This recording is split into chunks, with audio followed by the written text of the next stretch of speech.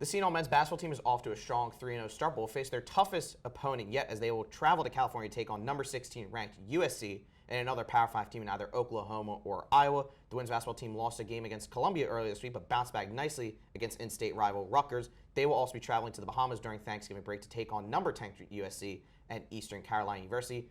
And the women's volleyball team is seeking their first Big East tournament appearance since 2016. They will travel to the Midwest for their last 2 games. We'll discuss all this more. I'm Ryan Henry, and this is Hall Talk.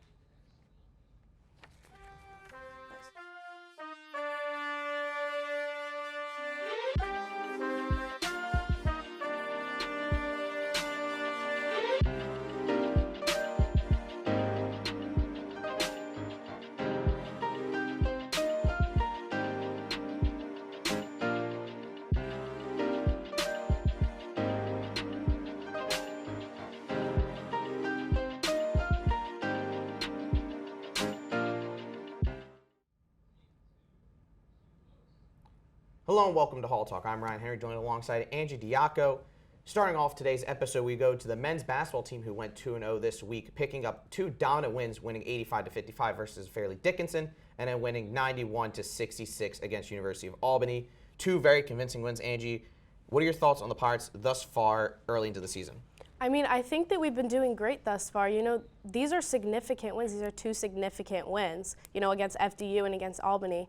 I mean, we have some great players. We have some older players like Kadari Richmond. We have Alamir Dawes. And then we also have some younger players who are also doing what needs to be done, you know, like stepping up to the plate. And that includes Coleman, that includes Sanders. You know, they're just doing a great job. They're doing what needs to be done to get the win. Yeah, 2 wins indeed. I mean, Fairleigh Dickinson, they won by 30. This is a team that made the NCAA tournament last year and picked up an NCAA tournament win. Yes, there is some turnover from that team last year. Their head coach, Tobin Anderson, moved on, but, you know, the pedigree is still there nonetheless, and they're beating who's in front of them, very convincing wins, and especially after their game against St. Peter's where they did struggle at times, picking up 2 dominant victories where they basically led the entire way was huge. Like you said, Kadari Richmond's been fantastic. Jaden Bediako picked up a double-double against Fairleigh Dickinson. He's starting to kind of find his groove in this Pirates team. And then we got some nice performance from some younger players. Like you said, Jaquan Sanders, the sophomore, has, you know, there's a lot of expectations on him. He's done well. And Isaiah Coleman really balled out against Albany yesterday. But shifting over towards Kadari Richmond, he has really elevated into that number 1 role for the Pirates. Obviously one of the team captains, was named to the Big East Weekly Honor Roll this week, had 2 great performances against Fairleigh Dickinson and Albany, had 14.7 rebounds, 4 assists, or 4 steals, and 2 blocks against Fairleigh Dickinson, then had 13 points, 5 rebounds, 4 assists against Albany. What is Kadari Richmond's ceiling? How good can he be this season? We've seen him at times kind of piece together, but we've never seen it put together for an entire season. How good can Kadari Richmond be for this Pirates team? I mean, thus far, I think he's been doing a really great job. I mean, 14 points and 7 rebounds against Albany. Obviously, that's really a significant add to the game, to the win, you know? So, I mean, in terms of his ceiling, I think that it's too early in the season to be able to tell. So, I mean, we only have 3 games so far. So, in terms of his ceiling, it's too early to tell, but there's always room for improvement, and there's always room to get better. Yeah, I remember when Kadari Richmond came in to transfer to Seton Hall my sophomore year back in 2021, coming over from Syracuse. There was a lot of buzz around potentially being an NBA prospect because of his playmaking and defensive ability. There were flashes he had shown. I remember the game against UConn where he did really well. He had his sophomore year. He had a great game against Providence last year, but he's never really been able to piece it all together. Some of that has dealt with health. Also, some of the roster construction has also made his role a little, you know, uncertain at times, but this year he is given the keys to run the offense. He is the leader of this team, and he's done a great job thus far. Obviously, we're only 3 games in, and we'll see as we progress into the deeper part of this non-conference lane and in Big East play, but, you know, if he continues this movement and continues his play, obviously he's always been a great playmaker and defender, but if he keeps up his scoring, I don't see why he can't be an all-conference member. He's been playing like one of the best guards of the Big East. He's been playing sensational thus far, and you know, like you said, I think, you know, you really can't put a limit on his game just yet because, you know, we're only so early into the season. So shifting over to looking towards their upcoming schedule, they'll play Wagner this Saturday, but the tough part of their non-conference slate really starts as they will travel to California for the Raddy's Children Invitational. They'll be taking on number 16 ranked USC on Thursday. That team features Isaiah Collier, the number 1 ranked freshman recruit from ESPN Top 100 this year, and obviously Boogie Ellis, who was one of the best players in the Pac-12 last year. Bronny James is also on the team, but he will not play due to medical complications. This is a big test for them, and then they'll also play Oklahoma or Iowa on Friday, depending on the result of their Thursday match. Angie, how do you think this team is going to fare in this tournament? I mean, I think that the Pirates definitely have a chance to win this game. Obviously, this is a different environment for them. I mean, the ESPN predictors for the past few games have been the Pirates winning. So, I mean, this is a number 16 team, USC, and we're facing teams like Oklahoma and Iowa. These are better teams than the teams that we have been facing. So, I mean, I think we have a chance to win, but it's going to take a lot. They're going to have to be really on their A game. Yeah, I obviously, USC is really going to be a tough out for them. One of the best teams in the country. They did lose to UC Irvine. They were without the aforementioned Collier. So, and then also Oklahoma and Iowa are two teams that Seton Hall's had recent non-conference issue with. They played Iowa last year, where they lost that game, but Chris Murray, who was on that team, went to the NBA. So we'll see how that fares. I think it will be tough to go 2-0. I mean, there is a possibility it can happen. We've seen Seton Hall, especially early in non-conference slates, recently win these big kind of road neutral site games. But I think if I had to be realistic, they'll probably go 1-1. They'll probably lose to USC and then probably beat whoever of Oklahoma or Iowa. But it should be some exciting basketball to watch nonetheless. Shifting over to the women's team, they actually played 3 games this week. They're 3-1 the season, went 2-1 this week. Lost to Columbia 72-61, but then picked up 2 convincing wins against Bryant, wins 73-45, and then beat in-state rival Rutgers for the second year in a row, 82-63 last night. They had a bit of a rough game against Columbia on the road, but bounced back really nicely against Bryant and Rutgers. What are your thoughts on this women's team performance thus far? I mean, I think that the women's team has been doing fairly well. Obviously, it's 2-1, so there was that loss against Columbia, but I think that the women's team has been doing well. I mean, their defense is doing pretty well. They forced 70 turnovers over the last 3 games. I mean, the women's team has been doing fairly well. I mean, a loss is a loss, but at the same time, we have some significant wins. What are you thinking?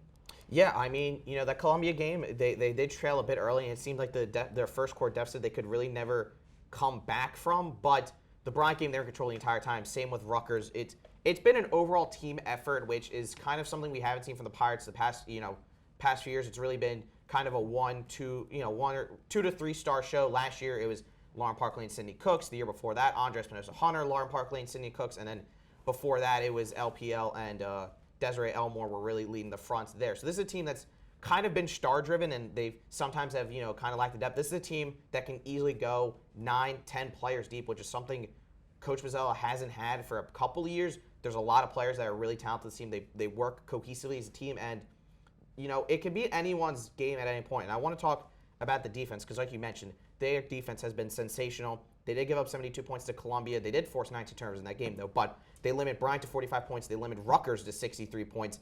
How impressive have you been with this team's defense thus far? I mean, I've been really impressed. Like I said, I think that the defense is something that has definitely been contributing most to the reason why we have been winning the games. Again, we did have that loss, but, the defense is really doing well. Again, like I said, they forced 70 turnovers over the last 3 games. So, I mean, I think the defense have been doing awesome.